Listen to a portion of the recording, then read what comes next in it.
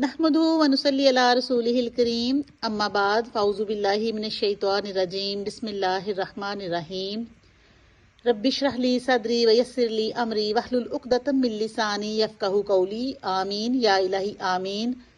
رب زدنی علما رب زدنی علما۔ سورۃ البقرہ آیت نمبر 48۔ واتقوا یوما لا تجزی نفس عن نفس شیئا ولا يقبل منها شفاعة ولا يؤخذ منها عدل ولا هم ينصرون۔ واتقوا اور ڈرو، یومن اس دن سے، لا تجزی نہ کام آئے گا، نفسن کوئی نفس، ان نفس کسی نفس کے، شیئا کچھ بھی۔ اور ڈرو اس دن سے جس دن نہ کام آئے گا کوئی نفس کسی نفس کے کچھ بھی، یعنی قیامت کے دن سے ڈرو جب کوئی جان دوسری جان کے کام نہیں آئے گی۔ ہم اللہ کی بات ماننے میں کیوں ٹائم لگاتے ہیں؟ انسانوں کی وجہ سے۔ ہمارے دلوں میں انسان بستے ہیں، وہ اللہ کی یاد کو پیچھے کر دیتے ہیں۔ انسانوں سے میل ملاقات بڑھانے کے لیے ہم جھوٹ بول جاتے ہیں، ایک بندے کو خوش کرنے کے لیے دوسرے کو نیچا دکھا دیتے ہیں۔ لیکن یاد رکھیں ہم سب کہ یہ انسان قیامت کے دن ہمارے کچھ کام نہ آئیں گے، اللہ کے عذاب سے نہ بچا سکیں گے۔ قیامت کے دن کوئی انسان دوسرے انسان کے کام نہیں آئے گا، نہ ماں باپ، نہ اولاد، نہ شوہر، نہ بہن بھائی، کوئی کسی کام نہیں آئے گا۔ بخاری مسلم میں حدیث ہے، سیدہ فاطمہ رضی اللہ تعالیٰ عنہ جنتی عورتوں کی سردار ہیں، اور سیدہ فاطمہ سے نبی علیہ السلام صلی اللہ علیہ وآلہ وسلم نے فرمایا، اے میری بیٹی فاطمہ، میرے مال سے جو کچھ لینا ہے لے لو، وہ میرا مال ہے، میں اس کا مالک ہوں، اس میں سے جو کچھ لینا ہے لے لو، لیکن آخرت کے دن اگر اللہ نے تجھے پکڑ لیا تیرے اعمال کے سبب تو میں تیرے کچھ کام نہیں آؤں گا۔ سیدہ فاطمہ سے تو یہ کہا جا رہا تھا لیکن سنایا ہمیں جا رہا تھا، کیونکہ رشتہ داری کا سب سے زیادہ بینیفٹ اگر کسی کو مل سکتا ہے تو وہ سیدہ فاطمہ ہیں۔ سیدہ فاطمہ نبی صلی اللہ علیہ وآلہ وسلم کی بیٹی ہیں۔ آپ صلی اللہ علیہ وآلہ وسلم فرماتے کہ فاطمہ میرے جگر کا ٹکڑا ہے، لیکن ان کو بھی یہ کہا جا رہا ہے کہ اعمال کے بارے میں کوئی چھٹی نہیں ہے، اس کا حساب خود دینا پڑے گا۔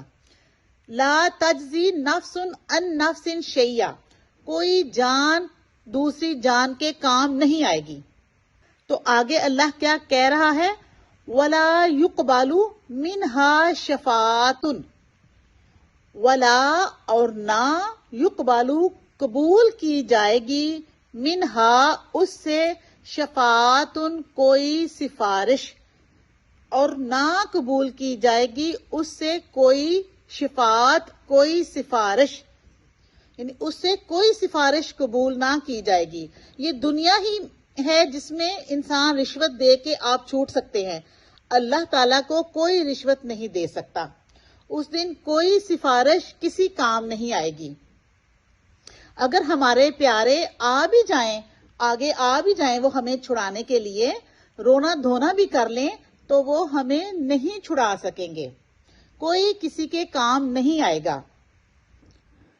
ولا یؤخذ منها عدل، ولا یؤخذ اور نہ لیا جائے گا، منہا اس سے، عدل کوئی بدلہ، اور اس سے کوئی بدلہ نہیں لیا جائے گا۔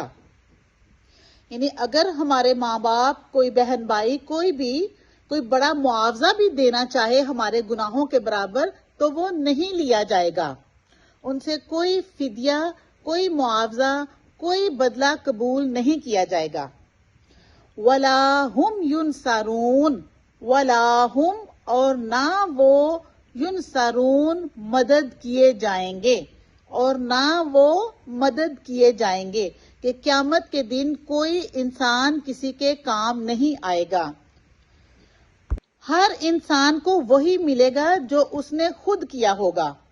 کوئی فدیہ کچھ قبول نہیں کیا جائے گا، کوئی مدد نہیں کی جائے گی، کوئی حامی و ناصر نہیں ہوگا. تو یہ ایک بہت بڑا سبق ہے ہمارے لیے، بنی اسرائیل کے لیے بھی اور ہمارے لیے بھی، کہ ڈر جاؤ اس دن سے جب کوئی جان دوسری جان کا بدلہ نہیں دے سکتی.